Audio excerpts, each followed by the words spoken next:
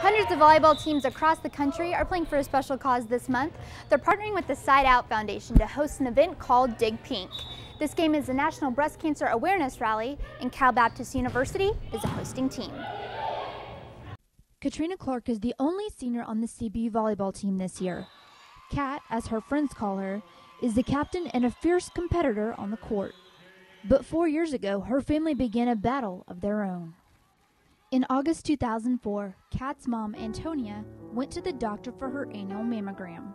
She was called back for a biopsy, and with her husband Ken by her side and Kat there as her interpreter, she learned the devastating news that her test results had revealed. Unfortunately, you have breast cancer. I started crying immediately.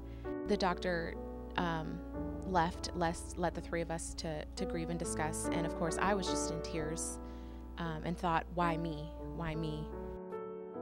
Antonia underwent a mastectomy just weeks later, and in November she began chemotherapy treatments. They suggested that I go through chemo to prevent the spread of the cancer. And just as her doctor told her, her hair began to fall out during the chemotherapy. But when her younger sister Mary learned this, she thought of her own personal way that she could show Antonia that she was not alone. And at home, Ken and their 3 daughters continued to pour out their love and support. That Christmas, Antonia received a little extra holiday cheer and a special gift from her family. Of course, I'm looking at a quilt. Didn't know what was inside of it, and I was like, oh, I was so excited that I have a quilt.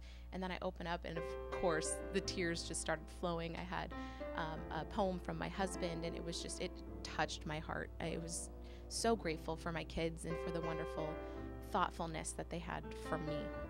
But as the oldest of the 4 kids, Kat admits that being strong for her little sisters wasn't always easy.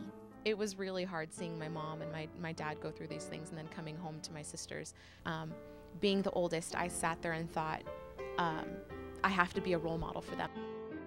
Kat was a freshman on the team when CBU won the 2005 National Championship. And in the stands that night were both of her parents. My senior year of high school was hard. She was going through the chemotherapy at the time, and it was hard for her to even show up to games, to even leave the house. So for her to not be there as much for my senior year of high school and then coming in and seeing me win a national championship was, it was amazing. And with a clean bill of health come August 2009, Antonia will officially be the champion in her fight against breast cancer.